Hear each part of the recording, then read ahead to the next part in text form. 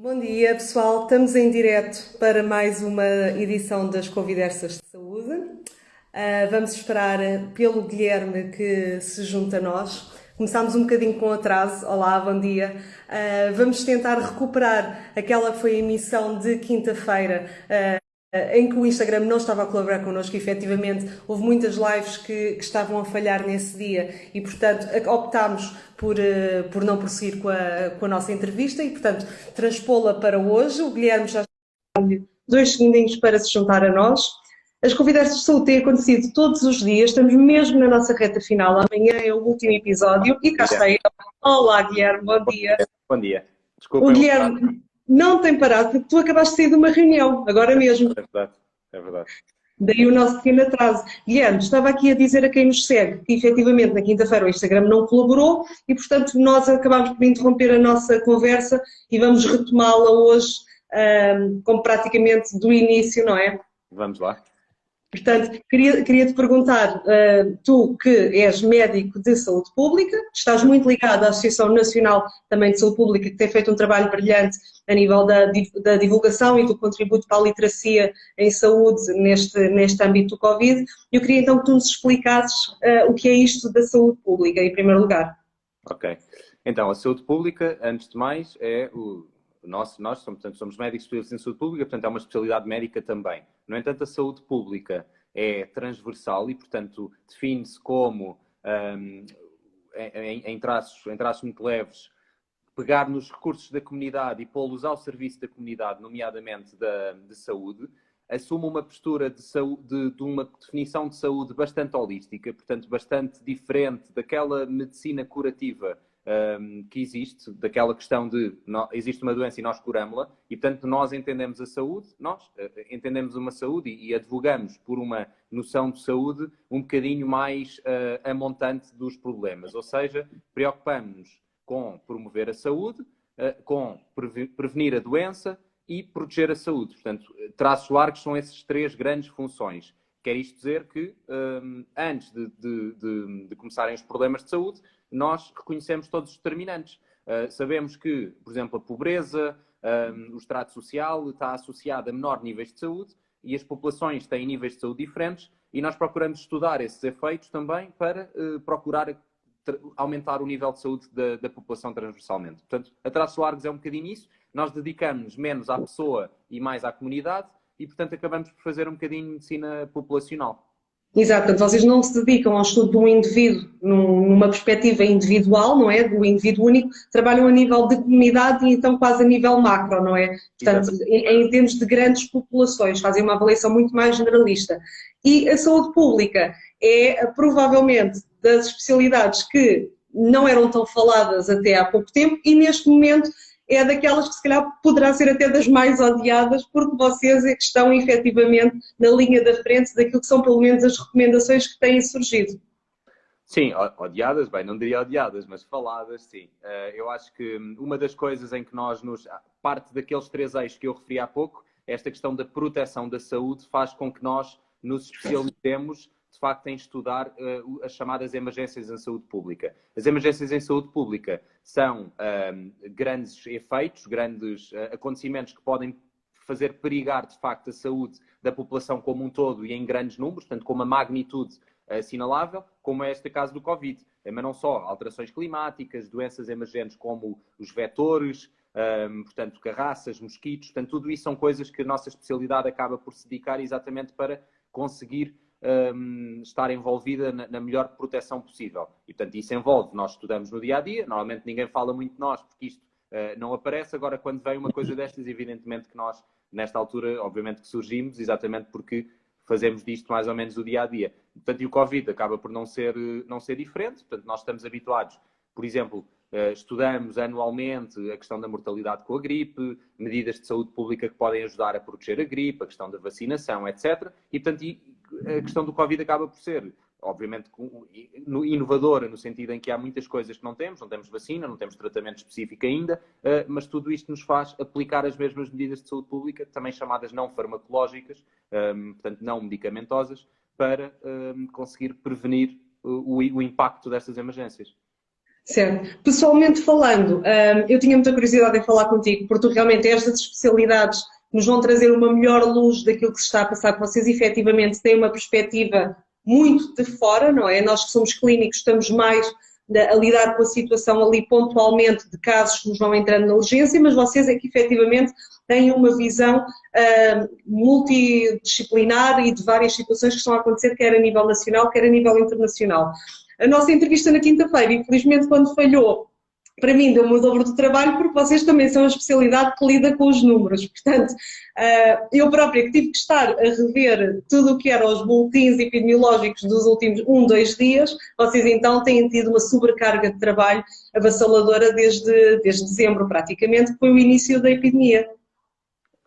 Sim, ou seja, a questão dos números também tem muito a ver com, eu na altura dizia na quinta-feira e depois acabou por cair, faz parte da nossa especialidade um bocadinho também trabalharmos muito estatística, portanto, e estatística mão a mão com a epidemiologia. Exatamente porque é importante, de facto, não só por uma questão das cadeias de evidência, portanto, não nos interessa tanto aqueles casos clínicos, etc. Portanto, nós procuramos mais evidência no topo da pirâmide de evidência, mas também exatamente para quer dizer, eu acho que é uma ferramenta fundamental quando se trabalham as populações, é perceber de facto o que é que os números representam, tendências, portanto, e o impacto dessas tendências, nomeadamente os efeitos das medidas de saúde pública, tudo tem que ser mensurável. Eu acho que há aquela frase conhecida, portanto, acaba por, em estatística, que é o que não se mede não existe, não é? E, portanto, nós acabamos por medir as coisas e os nossos seguimentos, o nosso seguimento da população acaba por ser a medir. Ou seja, quando o médico tradicional faz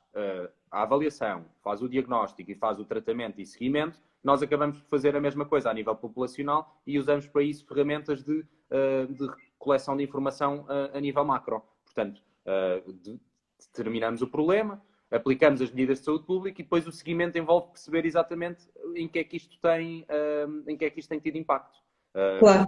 E tu falavas da parte da evidência, que era um bocadinho de encontro àquilo que falámos com o Dr. Cerqueira na terça-feira, em que todas as medidas que têm sido tomadas têm que ter por base dados muito, muito concretos, ou seja, não estamos a trabalhar em termos de opiniões, não, estamos a trabalhar com base em estudos que têm conseguido ser feitos até ao momento, embora isto tenha uma evolução muito reduzida, estamos a falar de 3, 4 meses, mas dentro do que tem saído e dentro daquilo que se sabe, vocês têm um trabalho suplementar muito grande de procurar tudo o que é os dados mais robustos, de forma a adaptarem as conclusões destes estudos que haja que tenham qualidade, para daí sim tomar uma série de decisões e de medidas que têm então sido tomadas até a nível da DGS e que nos têm chegado todos os dias a casa. Exatamente, exatamente. Sim, esse trabalho é fundamental, porque às vezes nós achamos que, quando estamos a falar, por exemplo, de uma colocação de máscara ou de um lavar as mãos, pode parecer uma coisa tão cotidiana, não é tão pouco charã, que acaba por ser uma coisa que nós o fazemos por quase que é um bom senso, não é? Mas eu acho que isto está tudo muito estudado, mesmo a questão das máscaras. Há toda uma evidência por trás e que tem sido trabalhada nos últimos anos, nomeadamente desde a gripe pandémica, mas até um bocadinho antes. Isto são tudo medidas de saúde pública que estão amplamente estudadas e do seu efeito na comunidade. E, portanto, não é uma coisa assim tão linear como parece. E que é outro perigo, às vezes, da saúde pública. Quando nós falamos, é porque parece uma coisa tão banal que eu acho que parece que toda a gente consegue falar um bocadinho de saúde pública e é, às vezes, até uma tentação dos colegas, portanto, que isto, saúde pública qualquer um faz. No entanto, obviamente, é como tudo. Haverá quem o faz melhor ou quem o faz pior. Mas, de facto, envolve um bocadinho este...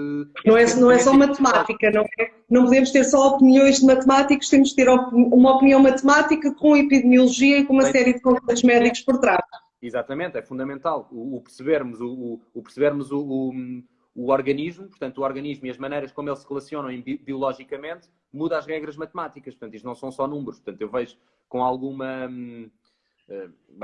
with a pinch of salt, não é como dizem os ingleses, mas é com alguma... Aqueles mensagens que se vão sendo trocadas do matemático faz exponenciais, quer dizer, aquilo, e como se tem provado, não é bem exponencial. Obviamente que os números têm crescido, mas há medidas de saúde pública que impactam e impactam os números. E portanto, o perceber porque é que impactam e como impactam é mais fundamental nesta questão, mais do que simplesmente empilhar números ou empilhar modelos. E que tem tido um impacto muito significativo, como já vamos falar um bocadinho adiante, não é? Eu tinha-te perguntado na quinta-feira e tu na altura, pronto, eu acho que ainda é muito difícil de saber, mas uma das curiosidades que têm surgido, e que é mesmo uma curiosidade, é porque é que a epidemia na Europa começou por Itália, porque é que houve este foco. Portanto, fala-se que, por exemplo, e depois há muita fake news a circular, há muita informação cruzada, que a Itália recebe muitos turistas chineses e que poderá ter sido pelo facto destes turistas que gostam, nomeadamente, de destinos mais culturais, não tanto destinos de praia, a quantidade de voos que chegaram à Itália podem ter sido o veículo de disseminação da doença no nosso continente. Isto poderá ter algum fundamento? O que é que tu achas? Eu acho que sim, é assim. Eu acho que vai demorar algum tempo para nós percebermos exatamente. E até podemos, se calhar, nunca ter uma resposta completamente concreta, porque há aqui bastantes variáveis e há um grande nível de incerteza. Mas eu acho que sim, há coisas como essa questão de haver uma grande comunidade chinesa, a questão do ano chinês e, portanto, haver um grande número de viagens, pode de facto, o facto quase casuístico, ou seja, de ter sido uma questão de estatística, mas ter havido um ou outro, uma outra pessoa que funcionou como um eye spreader, ou seja, ou uma pessoa que, estando infectada e tendo grande potencial de transmissão, andou entre cidade a cidade e entre setting e setting, portanto, uma pessoa altamente social, portanto, basta isso para criar, de facto, um impacto. Um party animal no meio disto tudo. Exatamente, um party animal, fazer com que a transmissão tenha sido, de facto, quase que pegar fogo, portanto, ser um fósforo num palheiro em Itália e muito pode ter contribuído. Mas depois há outras questões, como a maneira como eles reagiram em termos de organização das equipas de saúde pública, portanto, o facto de ainda ser relativamente recente, portanto, nessa altura Itália teve o azar de, se calhar, ter uma importação mais cedo e, portanto, não teve algumas lições aprendidas. Portugal, pelo contrário, nós já íamos vendo o que é que ia acontecer nos outros países, enquanto expectantes, olhávamos e tivemos mais algum tempo para preparar a nossa reação. Portanto, tudo isso pode contribuir para que a Itália, de facto, tenha sido bastante Fustigada. e fustigada, exatamente, agora pelo Covid. Claro, e uma vez mais lá está, o tempo aqui a ser um grande amigo e inimigo, no sentido em que nós, por estarmos um bocadinho em delay com os outros países da Europa, temos tido a vantagem de conseguir aprender e de conseguir antecipar uma série de medidas que foram tomadas e que fizeram toda a diferença. Nós tivemos, eu agora vou-me socorrer do computador, porque, uma vez mais, há muitos números, os números mudam todos os dias e, francamente, aqui na tua entrevista preciso mesmo aqui de um braço direito digital. Nós tivemos o nosso primeiro caso a 2 de março, não é? Depois o teletrabalho começou a ser instituído no dia 12, que foi muito cedo, isto foi uma quinta-feira. No dia seguinte foi quando foi decretado o fecho das escolas, foi uma sexta, depois as escolas fecharam na segunda e o estado de emergência foi decretado no dia 18, com efeitos a partir do dia 21. Isto foi mais ou menos as medidas que foram tomadas a nível nacional e parece que já estamos todos em casa há imenso tempo, mas isto foi tudo há menos de um mês. Não é? Portanto, estamos aqui a falar com coisas de 2, 3 semanas de evolução, não é? O tempo agora move-se de forma diferente. Os dados de ontem, uma vez que o relatório de situação de hoje ainda não saiu, os dados de ontem, nós íamos com praticamente 10 mil casos confirmados, com 246 óbitos, e destes 246 tínhamos 245 internados na unidade de cuidados intensivos. Eu estive aqui a fazer umas contas e, de acordo com os dados oficiais que vocês apresentaram, e nós temos dois grandes picos. Temos um pico de 36% entre os 40 e os 59 anos, portanto os adultos, são cerca de 36%, e depois temos um segundo pico acima dos 60 anos, que são mais 36%.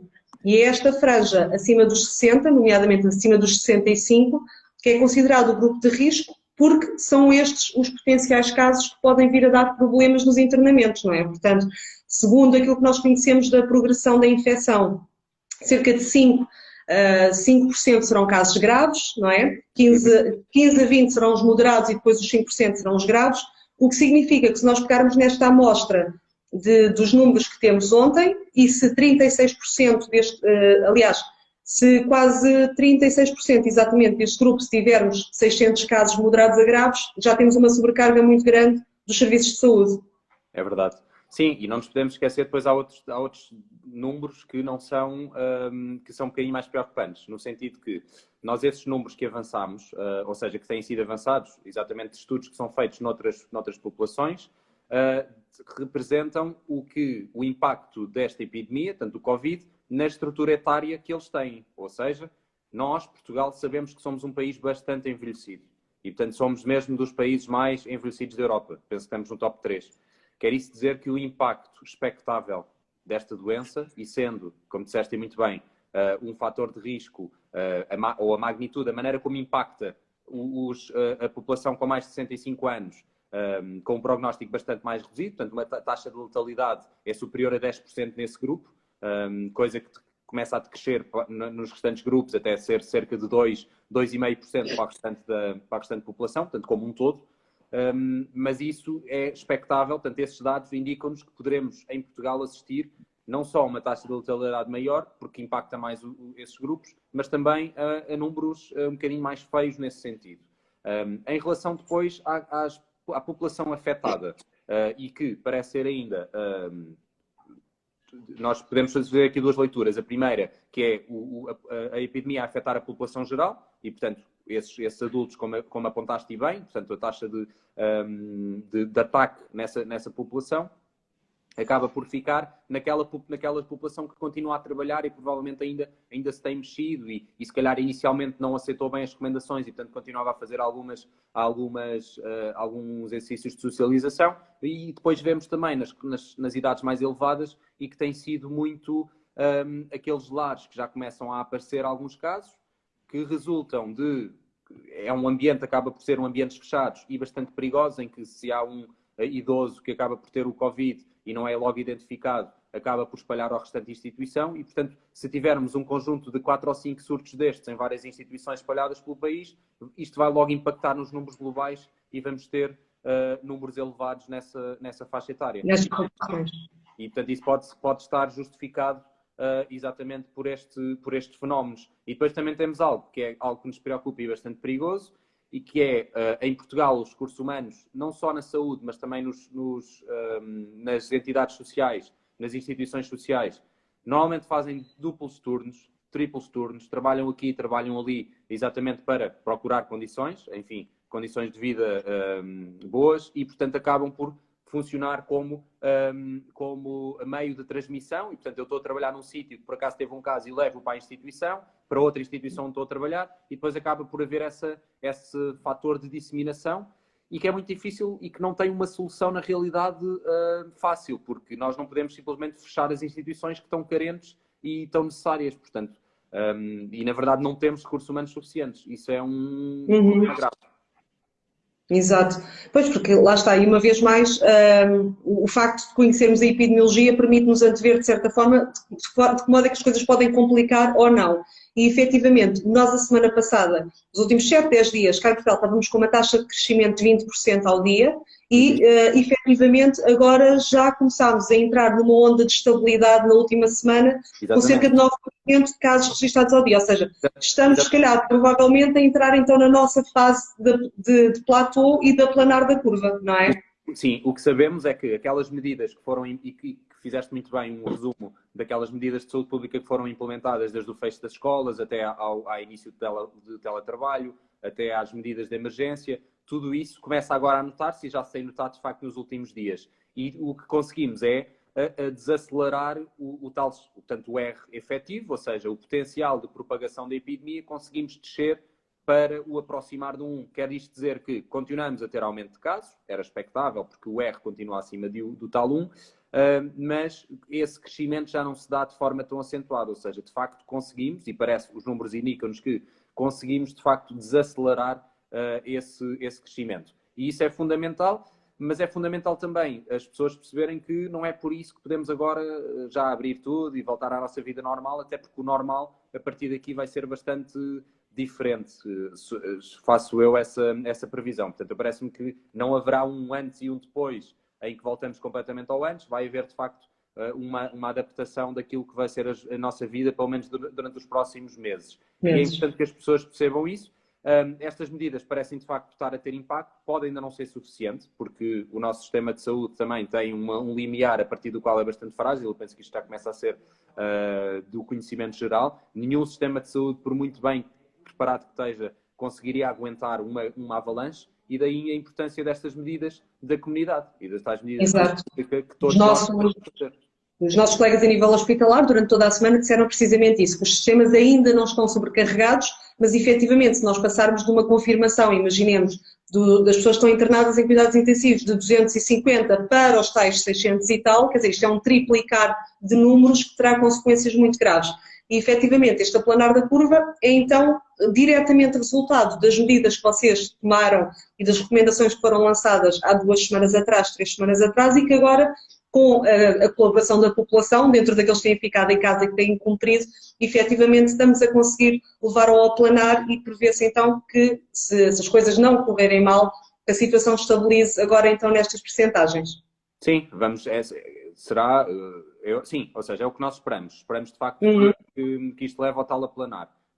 E vamos agora ver nos próximos dias como é que isto também reage e o que é que os números também nos dizem. Eu tive ontem acesso aqui a um esquema, a um quadro dos mais interessantes que têm saído, e já nem estou a falar daqueles quadros que têm depois os gráficos com as retas de crescimento, mas um quadro que compara a tomada das medidas em vários países a partir do dia em que houve a primeira morte. E efetivamente nós vimos que os vários países da Europa demoraram muitos dias a fechar as escolas, a suspender os eventos no geral, a fechar as lojas, a fechar os restaurantes, mas nós em Portugal tomámos estas medidas extremamente cedo, ou seja, nós antes de termos o primeiro caso de morte, nós já tínhamos uma série de eventos suspensos e já tínhamos indicação para as escolas fecharem. E, portanto, efetivamente, parece que isto foi crucial em tudo o que tem vindo a acontecer e, comparativamente, nomeadamente com a Itália e com a Espanha, nós conseguimos sair deste registro dos países da Europa do Sul, não é? Ou do sul da Europa, por assim dizer. Eu acho que nisto das... Estamos de parabéns, vocês estão de parabéns, vocês é que estão de parabéns e nós temos ajudado. Não, mas eu acho que, agora honestamente, até porque até há muitas pessoas que até acham que deveria ter sido antes. Eu acho que sim, eu acho que nós conseguimos tomar algumas medidas de facto atempadamente, quer dizer, isso é indiscutível, ou seja, mesmo essas comparações mostram isso. Mas eu acho que poderá não ser suficiente, ou seja, eu acho que só no final é que podemos fazer as tais contas. Eu acho que temos que estar satisfeitos que temos feito o necessário no tempo relativamente correto, ou antecipadamente àquilo que foi feito noutros lados, mas também não nos podemos esquecer de facto que o nosso sistema de saúde não é como o sistema de saúde alemão e, portanto, temos de compensar por outras fragilidades que temos. E, portanto, eu acho que no final faremos, obviamente, essa leitura, mas eu acho que para já ainda temos que ter alguma precaução e se calhar manter algumas das medidas que nos têm permitido ainda não entrar no caos completo, como já se verifica de facto em... Nós temos receio a partir do momento que as medidas comecem a ficar mais laxas, não é? A ser mais permissivas, que possamos ter um segundo pico de incidência, não é? Sim, eu acho que não podemos ainda lançar foguetes, mas acho que estamos a fazer o necessário. Olha, eu estive a ler sobre a experiência que está a ser feita na Suécia. Portanto, a Suécia tomou inicialmente, eu acho que eles agora estão a chegar a ponto de começar a mudar a estratégia, mas inicialmente a Suécia foi o único país, ou dos poucos países da Europa, em que optou por manter tudo aberto. Manter escolas abertas, restaurantes abertos.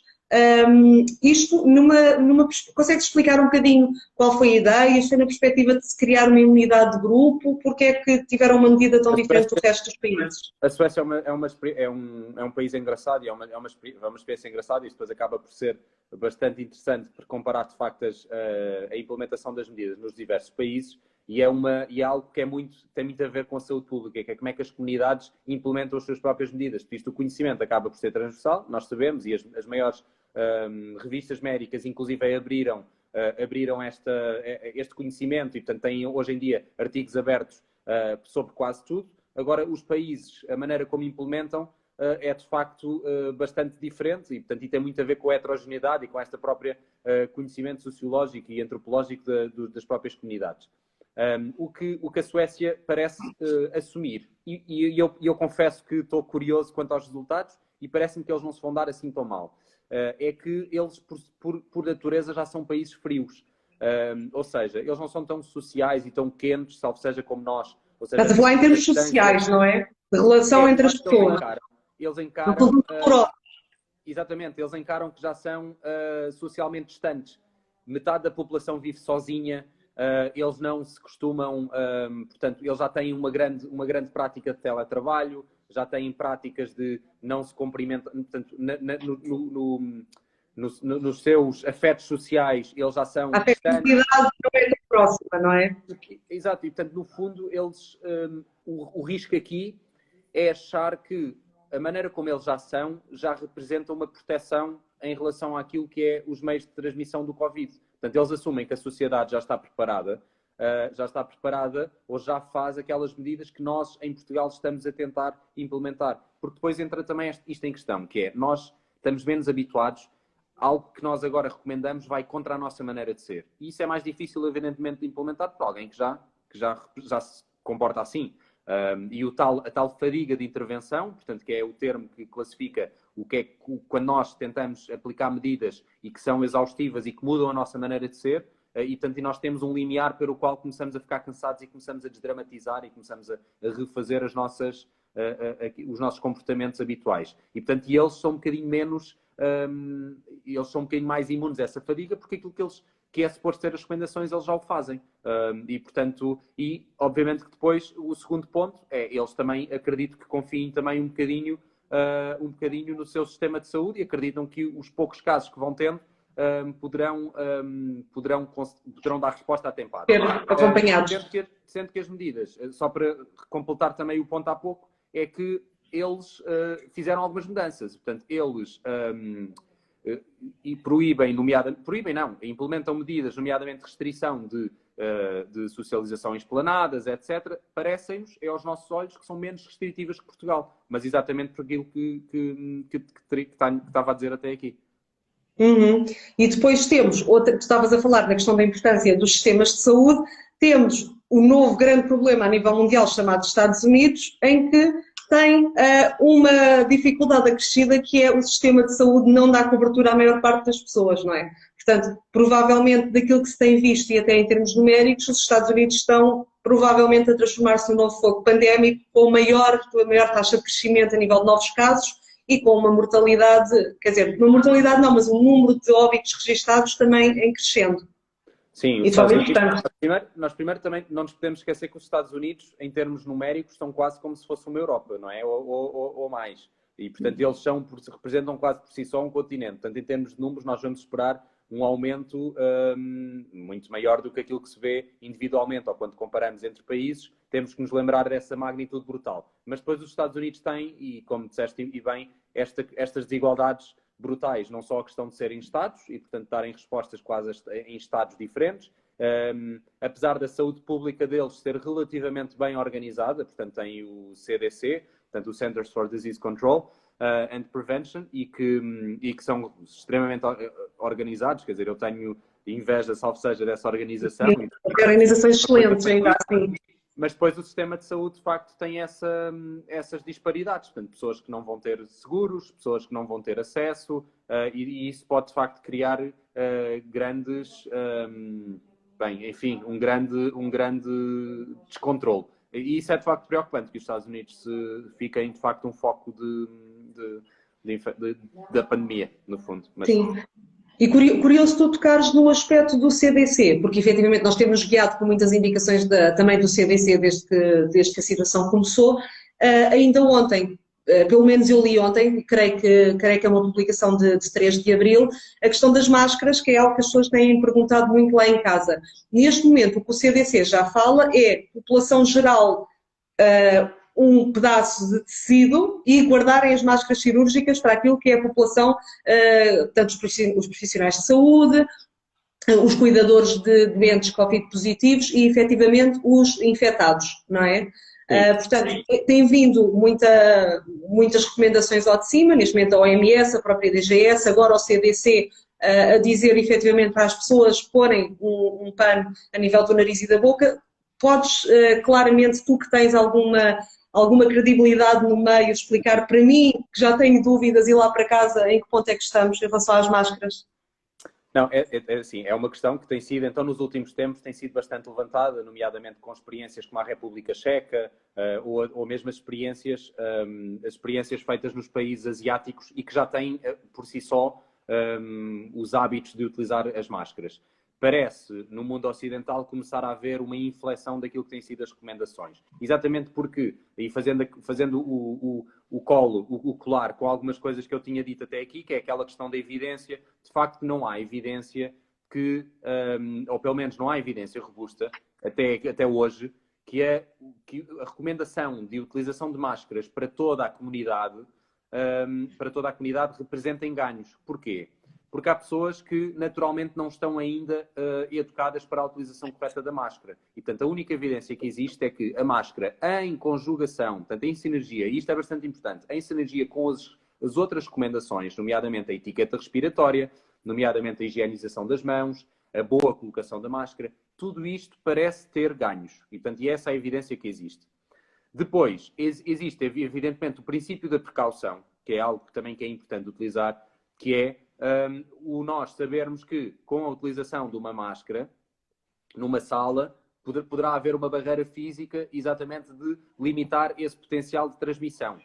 Agora, a questão é como o teste dos medicamentos em laboratório. Eles têm uma eficácia reportada, mas a efetividade no terreno poderá ser diferente, exatamente porque entram as condições reais. E, portanto, estas condições são bastante importantes em saúde pública, porque nós não nos interessa saber que um medicamento é 100% efetivo. Se a pessoa for para casa e não o tomar, acaba por não ser 100% eficaz. A pessoa vai para casa, não o toma e, portanto, não está a ser efetivo. E, portanto, essa é uma questão importante. A segunda é, de facto, esses países estão habituados. Portanto, a República Checa fez disso logo uma recomendação. Os países asiáticos estão habituados e isso também tem em conta. E a terceira coisa, evidentemente, que é, perante a ausência de uma evidência tão robusta, a eficiência alocativa de recursos, ou seja, onde é que é melhor aplicar os nossos recursos neste momento. Porque algo que às vezes é difícil também de perceber, e parece conversa quase de administrador, ou de gestor, ou de político, é que os recursos não são finitos para tudo. Portanto, nós, por muito que queremos, por muito que queiramos muito, não há, de facto, recursos para todas as intervenções que nós gostaríamos de fazer. E, portanto, também há uma fase importante de pensar onde é que é melhor nós colocarmos os nossos recursos. Será nas máscaras? Será em comprar ventiladores? Será... E, portanto, tudo isso também é uma decisão que tem que ser feita. Agora, em relação às recomendações internacionais, de facto, o CDC começa a infletir, a própria OMS já se vai reunir para pensar o que é que será talvez uma recomendação melhor. E provavelmente eu não fico nada, ou seja, acho que é perfeitamente natural que perante toda essa consenso de peritos, porque acaba por ser evidência também, não é robusta, mas acaba por ser consenso de peritos, que a nossa própria Direção-Geral de Saúde possa recomendar às pessoas que usem o tal pedaço de pano ou eventualmente pela ausência de máscaras, portanto não me choca. Agora, eu acho que as pessoas também têm que haver alguma, como é que eu diria, não sei, algum entendimento também na matéria, alguma calma em relação a isto, porque as recomendações desde o início foram que pessoas em fase de mitigação e pessoas potencialmente doentes ou cuidadores que usem sempre máscara. Portanto, já há essa recomendação mesmo em contextos comunitários. E, portanto, eu acho que há que distinguir. Porque a percepção que eu tenho tido, e eu evito sempre ao máximo trazer para estas entrevistas tudo o que sejam opiniões pessoais, porque efetivamente nós estamos aqui para falar de ciência e de dados e de coisas fiáveis e concretas. Mas a percepção que eu tenho tido é que isto em relação à questão das máscaras transformou-se quase num cavalo de batalha. As pessoas em casa convenceram-se que se tiverem máscaras, então a situação está resolvida. E isso é muito grave porque, em termos efetivos, o benefício que há, a questão do isolamento, do distanciamento social e do lavar das mãos, tem consequências muito mais reais e muito mais importantes do que a questão do uso da máscara, não é? Portanto, o que me preocupa nisto é está tudo tão focado em obter máscaras que depois as medidas que são francamente mais importantes vão começar a decair em termos de importância, se isto acontecer. Exatamente, esse é o risco e subscrevo completamente, acho que é exatamente isso. Tu, de forma sucinta, traduzes muito bem o que é este problema. E depois temos aqueles vídeos que também vão correndo e que só acabam por ser paradigmáticos, que é uma pessoa com máscara, mas depois vai espirrar e tira a máscara e espirra, quer dizer, e portanto acaba por ser completamente uma má utilização da máscara e que ilustra bastante bem aquilo que dizes, que é, isto não tem que ser um cavalo de batalha, temos que perceber quais são as medidas que temos e as capacidades também que temos para responder de forma mais apropriada. E quais são as medidas efetivas, não é? Porque eu tenho algum receio que, ok, há máscaras para toda a gente, de repente um dia para o outro o país acordou e há 30 milhões de máscaras, 50 milhões de máscaras para serem usadas várias vezes por cada pessoa e depois de repente estamos todos a falar uns para cima dos outros e esquecemos de lavar as mãos. Quer dizer, é o que não pode acontecer, não é? Exatamente, de Está tudo todo. tão focado nas máscaras que o resto depois pode cair em descrédito. Olha, e em relação às vacinas, já temos alguma coisa de concreto dentro dos estudos todos? Eu vi ontem uma tabela de vários laboratórios que estão a trabalhar dia e noite para o desenvolvimento de uma vacina através de diferentes métodos, diferentes técnicas. Dentro daquilo que tu sabes, já há alguma coisa que esteja mais adiantada ou que seja mais fiável que possa vir a resultar? Eu acho que neste momento ainda é extremamente prematuro, ou seja, ainda que demos alguns saltos naquilo que é o processo normal de fazer vacina, ou seja, saltemos logo para trials 3 e, portanto, e 4, Humanos. estamos a testar em animais e depois em humanos, e ainda que tenha sido extremamente rápido a questão de fazer a genotipagem do vírus e, portanto, e que isso permita dar alguns passos naquilo que depois será, nomeadamente o criar vacinas recombinantes ou vacinas com partes também dos outros coronavírus, como já os conhecíamos, tudo isso são passos que vão adiantar. Mas eu acho que, independentemente de todos os trials que vão estar e das múltiplas farmacêuticas estarem a lançar-se e a investir nisto, e bem, eu acho que ainda vai demorar pelo menos 6 meses até termos eventualmente uma vacina com dados promissores e depois, ainda assim, a operacionalização também demora algum tempo, portanto 9 meses, 10 meses, eu acho que vai demorar ainda muito tempo. Tu queres dizer lá para casa, em média, quanto tempo é que demora a desenvolver uma vacina, passando dos estudos de fase 1 até aos fase 4, isto em média, que é para as pessoas terem noção que efetivamente as coisas estão a trabalhar em velocidade máxima dentro do que é possível, não é? Nos últimos anos tem acelerado bastante esse tempo, mas normalmente são coisas de anos, portanto 5, 7 anos, e evidentemente depois não há, quer dizer, mesmo a do ébola, que já estava ainda não é bem efetiva, mas também foi super rápida já na altura, porque desde 2014 que a Organização Mundial de Saúde também arranjou esforços para ser super rápido, mas continua ainda nas últimas fases de testes. Portanto, claro, porque as pessoas não compreendem que nós estamos a tentar condensar um trabalho que demora anos a ser desenvolvido, não é? Com qualidade, e que estamos a tentar condensar isto para termos uma vacina ainda pronta antes da época de outono e inverno. Sim, sim. É um pouco humano. E depois há fatores que afetam diferentemente o tipo de vacinas. Portanto, eu não sei se este será o caso, mas, por exemplo, a vacina da hepatite A, nós colocamos todo o material que vai produzir as vacinas e, no final, algumas não passam nos testes de qualidade, ou seja, não são imunogénicas o suficiente e têm que ser descartadas e deitadas fora. E, portanto, isso pode acontecer. Este fator, o fator de nós nunca controlarmos aquilo que sai desta produção de vacinas, às vezes faz com que haja falta de vacinas no mercado. E, portanto, eu não sei se esta será uma delas, mas é um bocadinho mais complexo do que propriamente pensar em construir um carro, vá. Sim, tenho tido aqui algumas referências à vacina da BCG. Tu estavas a falar e eu estava à procura dos comentários. Tu sabes do que é que... Fala-se disso, mas eu acho que tem-se avançado tantas formas de tratamento e tantas... Eu acho que ainda será tudo um bocadinho incipiente. Ou seja, eu não estou a dizer que não resultam. Daqui a uns tempos que entenderemos se sim, se não, mas neste momento eu acho que por dia é quase avançado um novo fármaco que já é utilizado e que poderá ajudar. E eu acho que temos com alguma calma que encarar todas essas possibilidades, portanto não fazer aquela... Tal como a situação da hidroxicloroquina, que já anda aí uma corrida e já pode faltar para os doentes que efetivamente precisam deste medicamento para o controle de doença crónica, não é? E as pessoas têm que ter um bocadinho de calma porque efetivamente ainda não passam de hipóteses. Exatamente.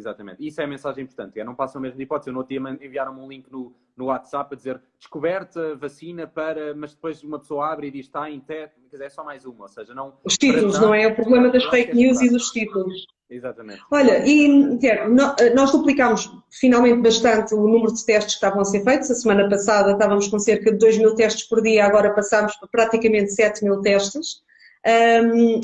Portanto, isto foi um crescimento muito expressivo, não é? Nomeadamente ali a partir do dia 24 começámos a testar muito mais as pessoas. O bastonário da Ordem dos Médicos estava a referir que provavelmente os profissionais de saúde deveriam ser testados a cada 15 dias. Tu achas que isto é uma medida que poderá ser execuível, não é? Eu acho que nem faz muito sentido, honestamente. Ou seja, Porquê 15 dias? Eu acho que é um bocadinho aleatório. Eu acho que as equipas podem se organizar, de facto, em turnos de 15 em 15 dias e podem fazer depois períodos de quarentena em casa. Temas rotativos. Até porque há aqui grande variabilidade naquilo que nós sabemos. Nós sabemos que as pessoas podem transmitir, de facto, em período pré-sintomático até 48 horas antes. Sabemos que o período com a mediana dos sintomas será 5, 6 dias. Sabemos que há pessoas que após 14 dias ainda podem transmitir, mas saem um bocadinho fora dos outliers, das medianas. Portanto, eu acho que deve haver bastante atenção. Acho que os profissionais de saúde devem estar bastante atentos ao que poderá ser, eventualmente, um contacto sem o equipamento de proteção individual adequado.